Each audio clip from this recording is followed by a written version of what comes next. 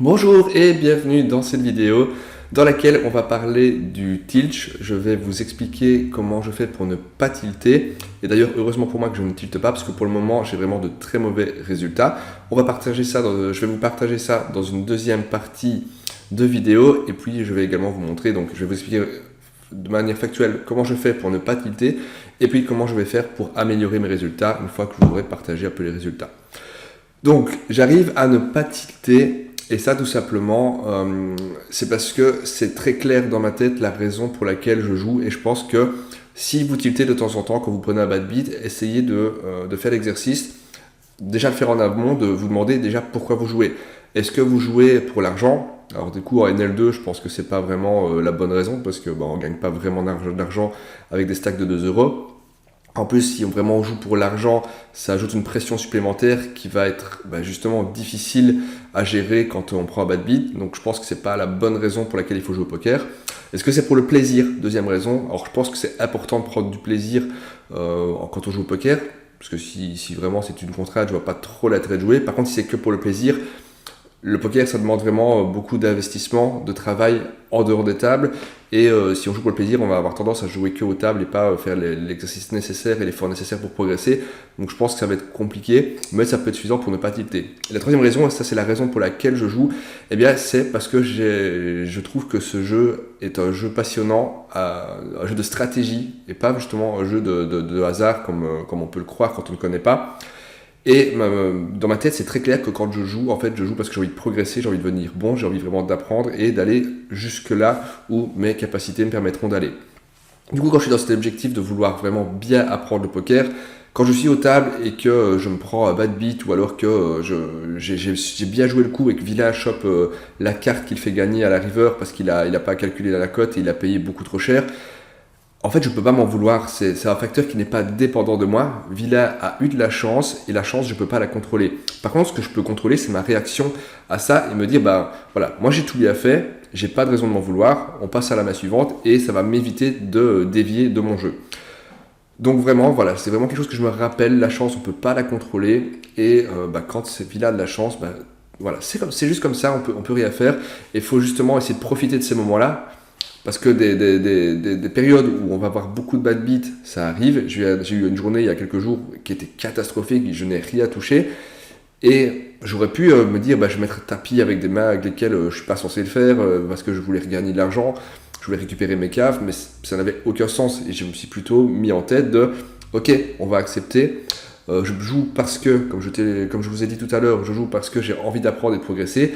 Avoir des runs où on se prend des bad beats et des mauvais coups du jeu, ça arrive et du coup je vais essayer de le tolérer et de ne pas dévier de mon jeu parce que je sais que sur le long terme, si j'arrive à bien jouer, ma courbe va forcément monter et les bad beats vont être effacés avec le temps. Donc voilà un peu comment je réfléchis dans ces périodes où ça se passe pas très bien. Maintenant que ça c'est fait, on va aller sur ma bankroll et comme je vous ai dit, ça se passe pas hyper bien pour le moment. Hop, je vous mets directement le graphique, le voilà. On peut voir que voilà, j'ai eu une grosse période de drawdown et donc là j'ai eu mon horrible journée comme je vous ai dit tout à l'heure où je n'ai pas pu, où je ne touchais rien, où vraiment j'ai juste encaissé. Et je me rends compte déjà, première chose, c'est que au départ, j'ai quand même eu pas mal de chance, j'ai beaucoup touché et j'ai un jeu qui n'est pas très très bon. Là, je suis passé à 3 tables et en fait, je pense que ça ne m'aide pas non plus. Je ne réfléchis pas assez, je n'ai pas assez je pousse pas assez ma réflexion quand je suis aux tables. Et ce qui fait que, il y a une partie qui est due à la variance, mais vraiment, il n'y a pas que ça. Et donc, c'est important de pouvoir se remettre en question et de se rendre compte moi, je me rends compte que je suis mauvais. Donc, j'ai pas envie de lâcher, forcément, sinon, j'aurais pas fait cette vidéo. Et ce que je vais essayer de faire, c'est vraiment de pousser ma réflexion au maximum. Et ce que je vais faire pour ça, c'est que je vais me remettre sur une seule table et je vais jouer mes mains un peu comme si j'étais en review, parce que je fais quand même pas mal de reviews avec des membres du Discord. D'ailleurs, le Discord est en description. Il y a pas mal de reviews, les gens s'entraident. Franchement, il est top pour essayer de progresser gratuitement dans le poker. Donc je vous invite vraiment, si vous êtes intéressé, à aller cliquer sur le Discord en dessous. Et donc je vais faire comme dans une session de review, à chaque main, je vais être sur une seule table et je vais vraiment prendre le temps de réfléchir à ce que je vais faire et pourquoi je vais le faire. et repartir un peu de la base, parce qu'au final, quand j'étais à une table, c'est là que j'avais des bons résultats, donc peut-être qu'aussi je réfléchissais un peu plus et que je suis passé un peu trop vite à 3 tables, je suis passé aussi un peu vite en NL5 peut-être, mais c'est pas grave, ce sont ces petites claques qui font que ça me permet de mieux comprendre que j'étais à côté de la plaque au niveau du jeu et savoir se remettre en question, c'est quand même un gros avantage pour pouvoir progresser. Maintenant tout ça c'est dit, je vais me trouver une table et je vais jouer en recordant toutes les mains que je vais jouer et vraiment essayer de pousser ma réflexion au maximum pour ceux qui vont regarder pour pouvoir justement comprendre la réflexion à avoir. Également pour revoir avec mon coach, puisque ça va permettre d'identifier des leaks que j'ai et d'essayer de les corriger. Et puis pour moi, me forcer vraiment à réfléchir parce que je ne fournis pas l'effort nécessaire pour pouvoir avoir de bons résultats. Donc je mets la vidéo en pause et on reprend dès que j'ai une table. Voilà, je me suis trouvé une petite table sympa. Alors je suis désolé si vous voyez dans la vidéo, donc Triangle c'est des joueurs qui sont plutôt fiches, donc lui j'ai joué pas mal tout à l'heure de la première session. Je sais qu'il limp énormément, il open raise jamais, il est un petit peu calling station, donc je suis assez content. Là comme note j'ai qu'il n'est pas KV à max, qu'il a tendance à snap, donc si snap c'est qu'il réfléchit pas trop. Rouge c'est juste récréatif, donc voilà, juste comme note qu'il n'est pas KV, donc c'est que c'est pas régulier, tout simplement, il n'y a rien de péjoratif à ça. Et lui je ne connais pas, donc on va essayer de prendre des notes en même temps pendant qu'on joue. Et on commence avec un As-Roi, lui il open à chaque fois, donc je vais directement 3 bêtes avec cette main. C'est peut-être un peu loose au cutoff contre le hijack, mais je suis même pas sûr. En tout cas, sur 4 mains, il a open 3 fois. Donc on va le 3 bet. On est flat par un joueur. Et on est en 3-way. Donc le 3-way, j'ai 2 cartes plus hautes, mais j'ai rien touché. Donc je vais juste checker. Parce qu'ils peuvent avoir une range très large. Ils peuvent avoir des 9, ils peuvent avoir des 5. Donc je vais juste checker. C'est un peu embêtant au début d'avoir des joueurs qui flattent comme ça. Mais on verra un peu ce qu'on peut faire sur le long terme. On va checker. Et on avait As-Roi, donc il a flat As-Roi. Et lui, il a flat As-Dame. Lui, il a raison, je crois 3 bêtes sur As-Dame de le call. Et je vais mettre que lui, il flat As-Roi. Ok, Valet 7, c'est un peu trop loose, donc ça on va fold et on va attendre la prochaine main. On se retrouve dans un polympé, je pense que ça va souvent être le cas. Ça lime, je vais clairement le mettre en fiche. Je suis pas hyper fan de jouer les polympés comme ça, on va voir un peu ce que ça donne. J'ai 8, peut-être que je peux aller chercher quelque chose. Là j'ai seconde paire. Après je vois pas trop ce que je peux value, ils sont 4. Il y a peut-être un roi qui traîne, parce qu'ils ont l'air, sur le pan, elle a l'air assez passif. Donc on va juste checker, et on va attendre la river. Je vais quand même payer sa blade. Quand il met la blade, il a peut-être 8 aussi, qui est moins bon que le mien. Pour il doit pas avoir grand masse, mais grand chose, mais on va quand même mettre la blade. Et on va aller voir la river, à moins que Billy relance. Et sur ce 2, je vais checker s'il bet très cher, c'est qu'il a peut-être justement 2. Il peut avoir le full. Donc là, je vais coucher mon 8. Et on a As-3 qu'on va pouvoir open. Alors je risque de devoir chaque fois open avec des balades en plus parce que ça va... Ah non, pas cette fois-ci. Nickel. Parce que comme il aime beaucoup, ils ont l'air d'être assez calling station. Ça va être compliqué d'isoler. On fait l'As, donc je peux value sur toutes ces paires qui sont plus basses que l'As. Il n'y a pas de tirage, je pense que je ne vais pas avoir 3 streets de value. Donc je vais jouer en bet check bet. Je vais bet maintenant. Le 2 il change rien du tout, donc je vais checker. Je vais voir s'il check. Ok, donc pour moi il a rien du tout, donc là je vais bet plutôt cher et possible qu'il me voit écrire et donc il va payer mon pot. Alors que si j'avais bet une deuxième fois, j'aurais bet 3 quarts pot. Ok, il me relance. Ça c'est pas attendu. Je pense pas qu'il bluffe, je vois pas trop ce qu'il peut bluffer. J'ai vraiment le pire des as. Donc on va fold, on va pas lui donner plus. Et on attend la prochaine main. Donc ça c'est un fold. On a perdu un joueur et on gagne GG. Salut GG si tu vois la vidéo, je sais que t'es un viewer. Là on va défendre la blade avec Dame Valet. À moins que y ait quelqu'un mise et qu'il se fasse 3 bêtes. Je vais défendre. D'ailleurs, prochaine main, je vais simplement... je vais juste mettre quand ce sera mon tour. Je vais regarder quand ce sera mon tour et pas faire avec. Ok, on va voir ce qu'il fait. Les rois sont fous. Dans sa range, il check. Je vais checker aussi. Pour voir si la prochaine carte peut améliorer ma main. Ça améliore pas du tout. Je vais fold. Je vois pas trop ce qui pourrait m'améliorer. C'est très cher pour avoir une carte en plus. Donc on va fold. Et là, sur ce roi dame, du coup ça enchaîne. Donc je vais pas couper le record. On va bien évidemment open et on va même 3 bêtes si jamais on a un open avant. Non, ok, on va simplement open à 3 big blind. Et on va voir ce que fait Bibiska.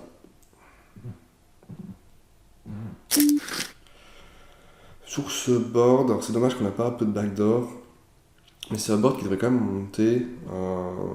Donc je vais c-bet un tiers en bluff et en même temps en value, je value toutes ces petites mains. Et là il me relance, donc du coup je vais fold. Ça fait 2 fois qu'il me relance.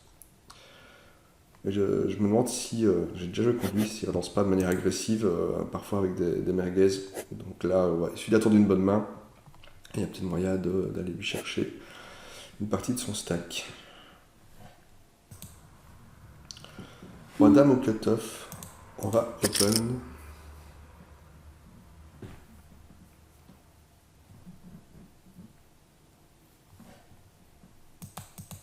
Et on va voir ce que font les villas.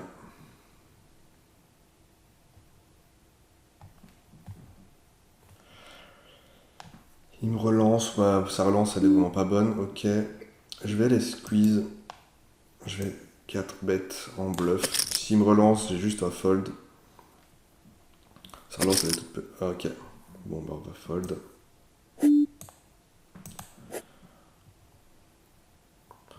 Pour le moment, les début se passe pas très bien. C'est pas grave, ça peut remonter très vite. Et cette paire de 8 va peut-être m'aider. Ok, là on est juste flat. J'avais pas envie de call mon roi dame parce que j'allais juste me retrouver. Oh, le pire flop. J'allais juste me retrouver contre 2 ranges. Et ma main perd beaucoup d'équité contre 2 ranges, donc c'était pas hyper intéressant. Sur ce board, on va check. Ça va être injouable. Ok, on va check. Et on foldera s'il mise parce que bah, je vois pas. J'ai vraiment aucune raison de payer. Bon voilà, on fold. Et on continue d'attendre sagement une bonne main et de toucher un flop qui permette de faire des choses. Donc là, on va juste checker si ça check et fold et je vais couper le return. Ouais, ce sera un fold. Dame 9, on va open en small blind. Là, il a beaucoup de stack, donc je pense qu'il va call à peu près toutes ses mains. Et sur ce board, encore une fois, on n'a pas de tirage, on a juste une dame. J'ai pas grand chose à value, mais j'ai même pas envie de le bluffer à valet ou quoi que ce soit, donc je vais juste checker. Pour le moment, on touche pas à grand chose, encore une fois. Donc on va être patient. Ce set, il change rien à la situation, on va checker. S'il bet, on va juste fold. Même si c'est une blind, il peut avoir un roi, un as, une hauteur. Ma main va pas s'améliorer, je pourrais pas avoir de flush ou quoi que ce soit, donc j'ai vraiment pas d'équité. Donc on va juste fold gentiment et attendre une bonne main. Ensuite au cutoff, on va open. Je suis pas hyper fan des as-off. Ensuite c'est le bas de ma range, on va open quand même, évidemment. Bibi, il flatte. Et sur ce board avec une hauteur roi, j'ai quand même envie de le bluffer. Quand j'open à cette position, les rois ils sont clairement dans ma range. Après, je suis pas sûr qu'ils réfléchissent en termes de range. On va voir ce qu'il fait. Et ça va me donner vraiment l'info si jamais il me call que je vais pas essayer de bluffer des hauteurs rois. Ok. Là je vais checker. Je pense qu'il est très calling station. Je pense que je l'ai déjà mis. Non. Là. J'hésite à overbet. Mais tout à l'heure j'avais fait, il m'a relancé. juste checker et voir s'il check aussi.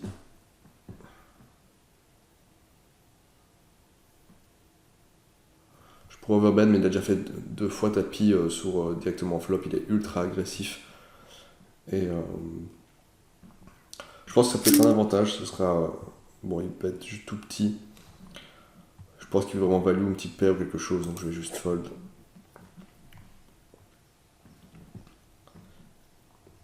Et ça aussi, on va le fold. 8 et 9, on va défendre la grosse blind contre GG. Et le flop évidemment à côté. Donc on va même pas payer une fois parce que ça va pas, ma main va jamais s'améliorer. Et ça on va fold. Roi de suité, on va open. Ça fait un petit temps que j'ai plus touché de main. Pareil c'est le bad marron, donc lui il flatte. Comme d'hab. Là on a un joli tirage couleur.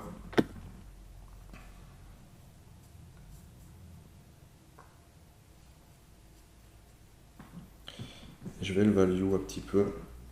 Ok, je vais bet un quart. Ça me permet de réaliser mon équité, remplir un peu le pot. Dans le cas où je peux toucher, il me relance. On va le call. Là il bet un tiers, donc j'ai clairement la cote pour aller voir. Et c'est le 10 qui sort. Malheureusement, il check. Je vais checker également. Il avait le 8, il avait le full, donc à la limite. Pardon, si ça. Je n'aurais pas pu toucher la couleur. On va fold. On va fold. Et attendre une main, encore une fois. Il touche. On a vraiment un gros fiche à gauche, mais il est en position sur moi. Et pour le moment, chaque fois, le flop est pour lui. Donc typiquement, c'est un cas qui peut être frustrant. Un peu comme je parlais au début de vidéo. Ça m'est arrivé sur 3 tables il y a quelques jours. Voilà, je vais continuer à jouer mon jeu. Si je dois être perdant, je serai perdant, c'est pas grave. Et il suffit peut-être d'une main pour lui prendre beaucoup parce qu'il est très agressif et il est un peu calling station. Donc on va être très patient et on va accepter. On accepte que cette partie-ci ne peut pas bien se passer. J'ai pas l'impression d'avoir fait d'erreur depuis tout à l'heure. Après, je verrai dans les commentaires. Mais voilà, je sais pas trop ce que je peux faire de mieux. J'ai pas envie de changer de table parce que justement, lui, c'est un bon fiche. Là, on a peut-être une main intéressante. Là, on a un excellent fiche. Et du coup, faut essayer d'en profiter.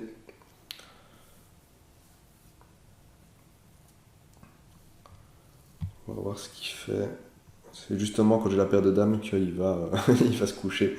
Il va pas me flat. C'est toujours comme ça, de toute façon. On va voir. Et bah ouais, évidemment. Pareil, la journée que j'ai eue il y a quelques jours, chaque fois que j'ai eu une premium, je l'avais soit en big blind, tout le monde passait, je chopais juste la small blind, ou alors, comme ici, tout le monde passait, mais c'est pas grave. Je vais juste checker celui qui a limpé. C'est pas grave, encore une fois, on est patient, on encaisse, on attend d'avoir la bonne main. Je vais checker. On a un peu de... Bah non, on ne touche pas évidemment. Et là, je vais, sur cette tasse, je vais overbet, je vais mettre 3 big blinds pour choper le petit pot. Voilà, tout simplement. Ça en prend un petit peu quand même.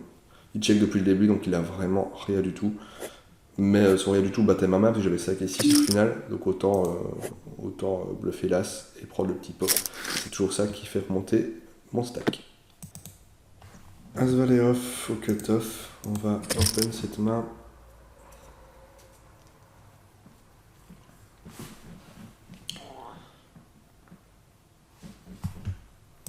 Regardez un peu mes stats, vote 6%. Je touche pas énormément de mains, d'habitude je suis un peu plus haut. Et tout le monde se couche malheureusement. Enfin heureusement en même temps parce que je suis autant choper les blinds. Et on paye pas de rec. Et là pour attraper ma paire, je vais devoir payer beaucoup de... Je dois voler beaucoup de big blind. Bon. Je vais reprendre l'enregistrement dès que j'ai une main. As-4 je vais défendre, je pourrais... potentiellement le 3 bet, mais il a un gros stack. Je pense que si je 3 bet, il va juste me call. Donc on va juste call. On va checker, on va voir ce qu'il fait. On a du backdoor, mais. Ok, on a tirage, couleur, tirage 4. Donc là, on a un peu plus d'équité. On va quand même checker et on paiera s'il mise. Alors, ça va dépendre de son sizing. Et le 6 qui ne me donne rien. Donc on va checker une fois de plus. J'aurais pu, comme tout à l'heure, overbet le pot. Ouais, mais bon, il aurait pu me call. Je pense qu'il m'aurait call avec sa paire de 9.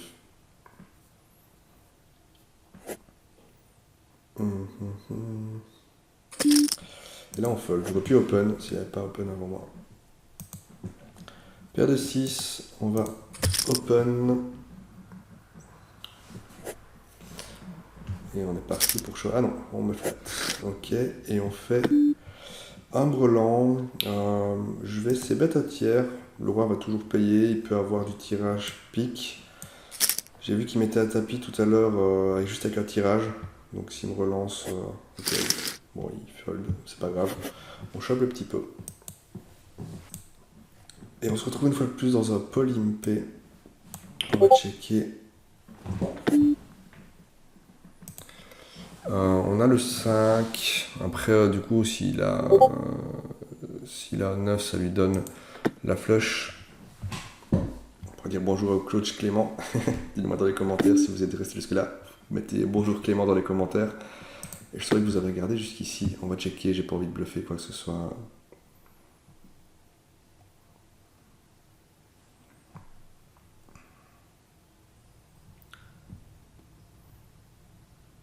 Je pense qu'il va bet. En vrai, il met qu'une blind. Je vais la payer avec mon 5. Ok, il avait la dame. Bon. Donc il a limpé valet dame. Donc bon, à savoir vraiment. Bah, ça se voit en même temps qu'il est souvent là, mais il open raise très peu. Donc, on sait qu'il peut se retrouver avec des mains un peu comme ça. Alors que c'est juste un limp. Donc ouais. Il faut faire un peu attention de ne pas avoir des mauvaises surprises parfois. Mais bon, c'est pas rentable sur le long terme sa manière de jouer. Donc encore une fois, je suis patient, j'attends la bonne main et on va essayer de le prendre au maximum avant la fin de la session qui dure à peu près 1 heure. Donc j'ai un chronomètre et quand ça sonne, bah, c'est fini. Et ce sera également la fin de la vidéo. Je vais le 3 bet avec roi valet au cut-off contre le hijack. Il ouvre quand même pas mal. Donc on va 3 bet. S'il me relance, j'ai un fold facile. S'il me call, on va voir un peu comment ça se joue. Je vais essayer bet à tiers. J'ai 2 cartes plus hautes, donc je peux value justement sur des Broadway qui n'ont pas touché, sur des auto-races et toucher par la suite. Donc on va quand même essayer bet à tiers, puis ça pourra faire folder des petites pocket pairs, des choses qui n'ont pas touché. Ok, sur ce 9, on joue les 10. Check, je vais checker. J'ai plus grand chose à value et c'est le 8 qui sort malheureusement. Donc je pense qu'il a une meilleure main que moi. Si check, on va checker. Et si bet, on va juste un fold. Pour le moment, ça veut toujours pas toucher. Valet dame, on open.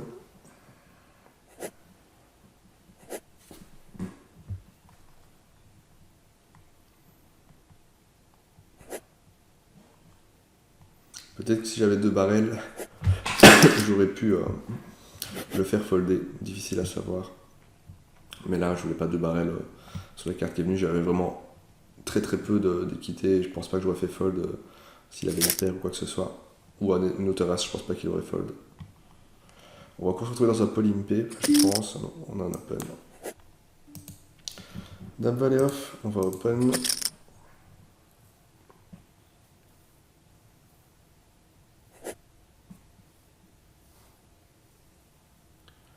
On va voir ce que fait Showpan. Et on chope les blinds. 10 et 4, c'est un fold. Donc pour le moment, vraiment, c'est typiquement une table où il se passe rien pour moi. Je peux pas lutter. Je pense que je peux vraiment rien faire. Par contre, depuis le début, je pense pas avoir fait play EV moi. Si ce n'est peut-être le 3 bet du roi valet contre flip back. C'est dans le bas de ma range de 3 bêtes, ça dépend un peu du profil, mais lui, vu qu'il open vraiment quand même pas mal, il y avait peut-être moyen de lui prendre son open, donc je pense même pas que c'était EV moi.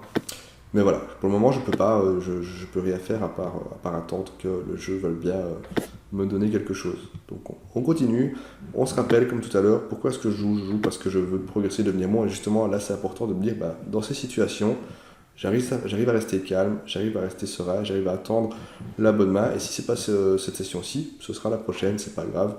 Mais voilà, je défie pas de ma stratégie, je ne fous pas des mains en dehors de ma range. Je mets pas tapis avec des mains qui sont pas dans mes mains avec lesquelles je fais tapis flop par exemple, enfin pré-flop plutôt. Donc voilà, c'est vraiment important de bien rester centré et se rappeler pourquoi on joue. Valet 7, main avec laquelle je vais défendre et je vais même le relancer. Je vais open, isoler. J'ai une main intéressante avec pas mal de jouabilité, donc j'ai envie de remplir un peu le pot. Et on fait le valet. Donc là, le board est vraiment très dry, donc il va pas faire, je vais pas réussir à le faire payer des tirages forcément. Un valet va toujours payer par des pocket pairs en main qui vont payer. J'ose espérer qu'ils vont y relancer avec paire de dames, paire de rois, paire d'as. Je pense que c'est le cas. Et quand même, j'ai vu mettre tapis sur des opens directement, donc je pense qu'il est assez agressif avec ses mains. S'il a 4, c'est vraiment pas de chance pour nous. Mais là, je pense que je peux essayer de lui aller. On prend le pot, nickel. Un peu trop de time bank, c'est intéressant aussi à voir. Parce que dans le cas où il saute de la table, il suffit de mettre une blind et on chope le pot dans le cas où il quitte. C'est un petit move qu'il faut en profiter de temps en temps quand les gens ont plus de time bank. Ils attendent, c'est à tour de parler, hop, on met juste une blind et comme il est plus là, bah, on a le pot directement. Valet 10 off, là par contre je vais juste checker, je vais pas le relancer, j'ai pas de couleur. On fait un valet, donc je vais essayer de bet un tiers, une blind, il va toujours la payer. Je vais jouer en bet check. Si j'ai pas de valet, si j'ai une carte plus basse que le valet, je vais miser une deuxième fois à la turn pour essayer de protéger qui paye pour la river. Mais ça va être compliqué parce que dès il est folle, mais si jamais une carte plus haute que le valet sort, bah, je suis vraiment embêté. Donc là on va relancer, on va isoler, on va faire ça avec big blind, on touche une main enfin un peu intéressante. J'ai comme le sentiment que sur le flop je vais me choper des dames, des rois ou des as. Mais bon, on va la jouer quand même. Alors lui, j'ai vu faire un shove vraiment avec une main chelou. Donc si via tapis, voilà, j'avais dit le roi. Mais le roi est quand même dans ma range quand c'est moi qui open. Donc je vais c'est bête tiers en bluff. En même temps, je vais pouvoir value sur tous les petits pocket pairs plus basses. Je vais pouvoir value sur ces tirages couleurs. Donc je vais souvent bet check bet. Ok, le valet qui est catastrophique, ça fait rentrer la couleur. Et moi ça me donne le brelan. On va check, on va voir ce qu'il fait. S'il bet pas très cher, on va call, mais sinon je pense que je vais devoir coucher. Il m'attire du pot. Je l'ai vu très agressif quand il touche quelque chose, donc j'ai plutôt envie de penser qu'il a un roi ou un valet. On va checker, et s'il bet la moitié, on payera, ce qu'il est en bluff. Et il avait As5, ok. Roi valet, il a limp, on va le relancer. Enfin, on va open, le isoler, essayer de remplir déjà un peu le pot, on a une main intéressante.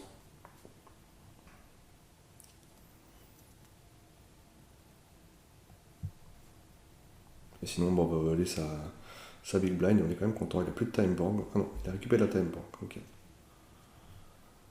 S'il me chope, forcément, ce sera fold, hein, on va pas risquer, mais on a une bonne main pour déjà remplir un peu le pot. Donc il faut le faire parce que lui il le fera pas.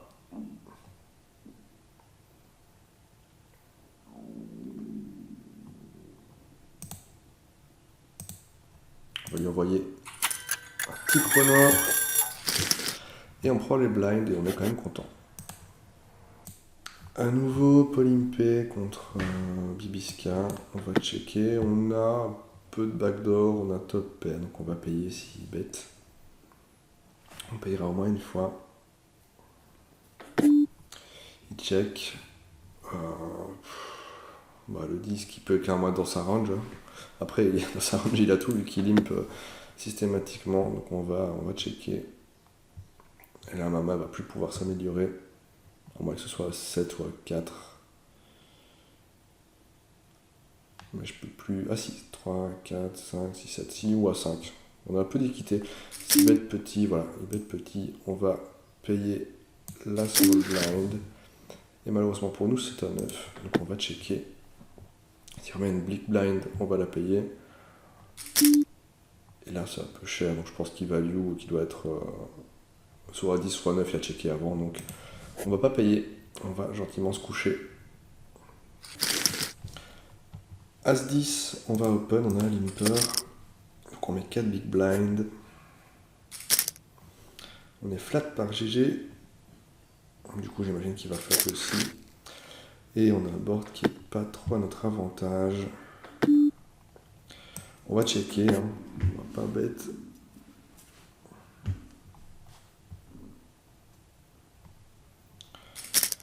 Et là, quand il met un tiers, on a juste un fold. Il n'y a vraiment que les as qui pourraient nous aider. Donc ça fait un peu cher, j'ai pas la cote. Donc on fold. Malheureusement, une fois de plus, ça ne touche pas. Et on approche petit à petit la fin de la session. On fera le bilan après. J'ai la main quand même pour voir un peu ce qu'il y avait, même si en vrai ça n'a pas trop d'importance. On ne saura pas. Valet dame, on en a eu quelques-uns. C'est clairement la main de la session. Les valets dames, les valets rois. Donc on open, bien entendu. Cut-off. Valet dame, très très bien pour open. Par contre, si on se fait 3 bêtes, c'est une main qu'il faut absolument coucher. C'est pas si bon. Ok, sur ce board, j'ai 2 cartes plus hautes. Si un valet sort ou une dame, on a un kicker qui est pas mal. Donc on peut lui prendre un peu. Il y a du tirage carreau qui peut payer. Donc j'ai des choses à value. Donc on va value. Pareil, ces auto-races. Bon, les auto-races me battent, mais on pourra peut-être les faire folder aux 2 barrels. Donc on va voir ce qui sort. Et finalement, on prend le pot. Là, on fold. As valet suité. C'est la meilleure main qu'on ait cette session. Enfin, il y a la paire de dames, mais qui n'a rien donné. Au main avec laquelle je vais 3 bêtes s'il open. Et main avec laquelle je vais open de toute façon. On fait une auto-race. Du coup, on va essayer de bet à tiers sur ces tirages couleurs. En fonction de ce qui sort, je vais check ou miser. On verra bien. S'il call, il peut quand même avoir un tirage couleur. Il me relance. Je vais call tout simplement. Et on va checker sur cette dame. Donc il limp, il peut avoir des as-dames malheureusement. Il bet assez cher.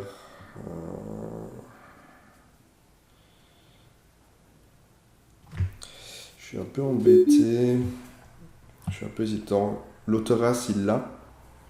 Il doit avoir l'autorace. Par contre, est-ce qu'il a un meilleur kicker que moi? Et sur cette as qui fait rentrer la couleur, on va checker. Et on avait tous les deux as-valet. Bah, du coup, on avait la même hauteur. Alors, valet 8, c'est un fold au bouton. Donc, dans les notes importantes, je note qu'il relance ses top pairs. C'est bon à savoir quand on jouera contre lui. Quand il relance, ça peut être juste une top pair, il ne faut pas trop flipper. Quand on a top pair, quand on a un tirage, on peut call quand on a une main parce que ces relances ne sont pas forcément des mains très très fortes. Top pair, ça reste fort, mais voilà, avec une main qui a beaucoup d'équité, il faut le call absolument. Et donc c'est important d'avoir cette note. Dame 7, c'est un fold. Et on a encore 3 minutes, donc on va attendre que le téléphone sonne, que la minuterie nous dise que c'est la fin de session, et on s'arrêtera et on fera. Bah, le bilan il est ici en haut à droite, en haut à gauche. Donc j'ai fait une petite séance tout à l'heure, j'ai gagné 87 centimes je pense. Je suis légèrement perdant aujourd'hui, on fera une session l'après-midi. Mais voilà, pour faire le point, on va discuter un peu jusqu'à la fin, on va regarder les mains qu'on a. Mais voilà, j'ai pas dévié.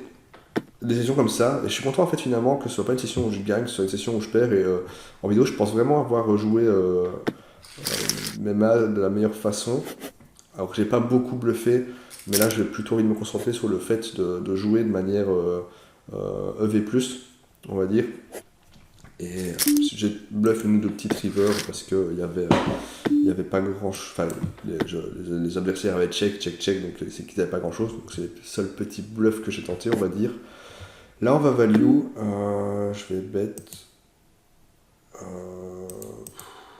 Je vais mettre la moitié du pot sur ce trips de 7. Une dame va payer. Les tirages peuvent payer aussi. En vrai, j'aurais pu même faire un peu plus cher pour pas qu'ils aient la cote. Et on prend ce pot. Donc voilà, donc du coup, des sessions comme ça arrive. Et alors, vous ne me voyez pas, vous n'avez que ma voix, mais je pense que ça s'entend que je suis resté calme. J'ai pas, je m'énerve pas. C'est pas grave, j'accepte que c'est pas le moment, la meilleure session. J'en aurai d'autres. D'ailleurs, je vais en avoir plein d'autres. Je vais avoir l'occasion de bosser. Pas mal de mains par la suite. Et j'ai encore une session tout à l'heure pour essayer de faire une journée gagnante. Et même si elle n'est pas gagnante, on accepte la perte. Ça fait partie du poker.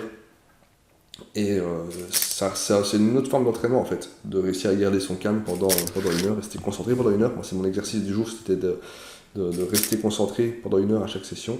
Regardez le GG, GG, dans les notes que j'ai qui ne bluffe pas. Je sais que c'est un mec qui bluffe pas beaucoup.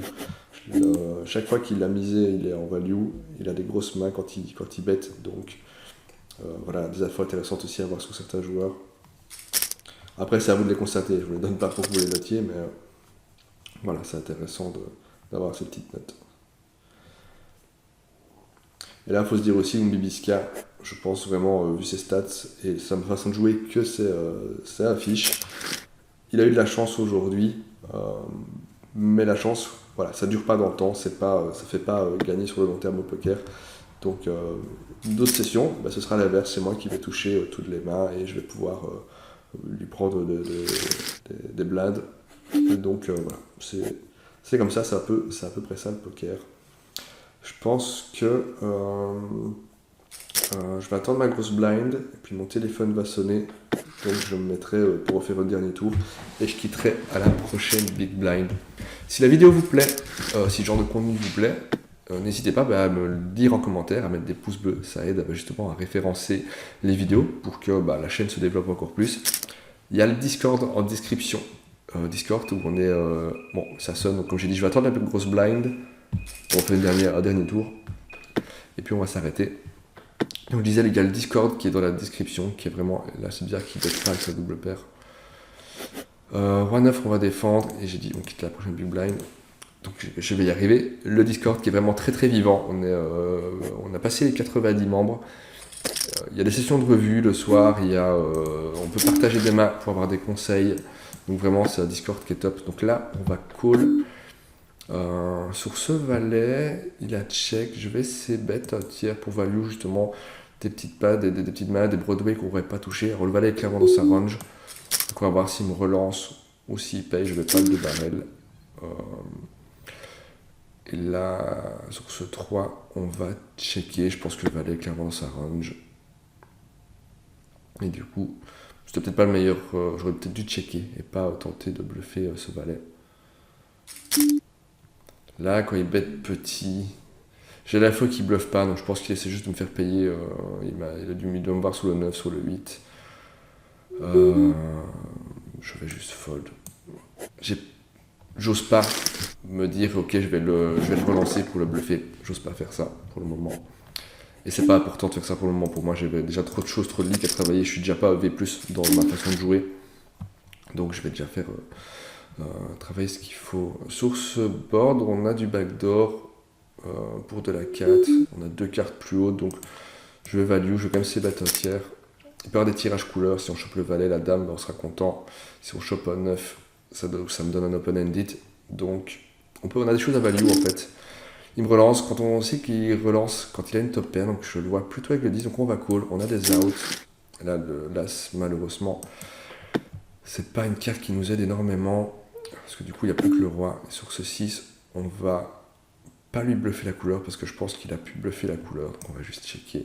Enfin, qu'il m'a relancé par son tirage couleur, c'est possible qu'il y ait les paires de 10. Donc on a un joueur qui est vraiment très très très lisible. Sachant ça, j'aurais pu bluffer. J'aurais clairement pu bluffer l'as ou la couleur, il se serait peut-être couché. Mais vu qu'il a du stack, il m'a déjà call tout à l'heure avec une main qui normalement aurait dû être foldée. Mais il est un peu calling session, donc on va pas lui donner des blindes. Voilà, on a un profil là qui est vraiment bien défini, qui est du coup pas très difficile à jouer. Donc encore une fois, aujourd'hui on n'a pas eu les mains, mais quand on les aura, ce sera assez facile.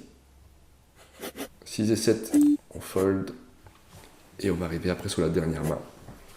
Donc bilan de cette séance perdante. Mais c'est bien, ça illustre bien le sujet de la vidéo justement, qui est de comment réussir à ne pas tilter.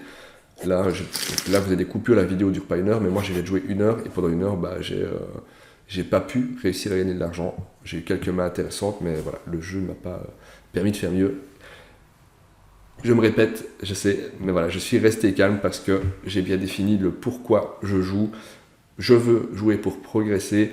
Là, j'ai pas eu de chance. La chance est le facteur que je ne peux pas contrôler, j'ai pas d'influence dessus. Donc, ça ne sert à rien de m'énerver, ça ne changera rien à la situation. Tout ce que ça peut faire de s'énerver, c'est justement jouer moins bien. Et donc, on n'a pas de chance et en plus, on fait des bêtises. Donc, c'est comme ça qu'on plombe sa bankroll.